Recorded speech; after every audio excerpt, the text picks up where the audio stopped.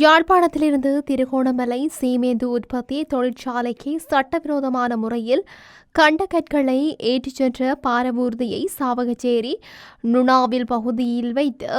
வழிமறித்த நாடாளுமன்ற உறுப்பினர் இளங்குமரன் போலீசாரிடம் ஒப்படைத்துள்ளார். சம்பவம் தொடர்பில் தெரிய வருவதாவது, அண்மைய நாட்களில் மந்துவில் பிரதேசத்தில் இருந்து யாழ்ப்பாணத்தில் உள்ள பிரபல்ய கட்டட பொருள் விற்பனை செய்யும் வர்த்தகருக்கு சொந்தமான பாரவூர்தியில் சட்டவிரோதமான முறையில் கண்டகற்களை அகழ்ந்து செல்வதாக பிரதேச மக்களால் முறைப்பாடுகள் கிடைத்துள்ளதாகவும் அதனைத் தொடர்ந்து மேற்கொள்ளப்பட்ட கண்காணிப்பு நடவடிக்கையின் போது நேற்றைய தினமிரவு 10:15 மணியளவில் நுணாவில் பகுதியில் வைத்து குறித்த வர்த்தகருக்கு சொந்தமான பாரவூர்தியை மறித்து சோதனையிட்ட போது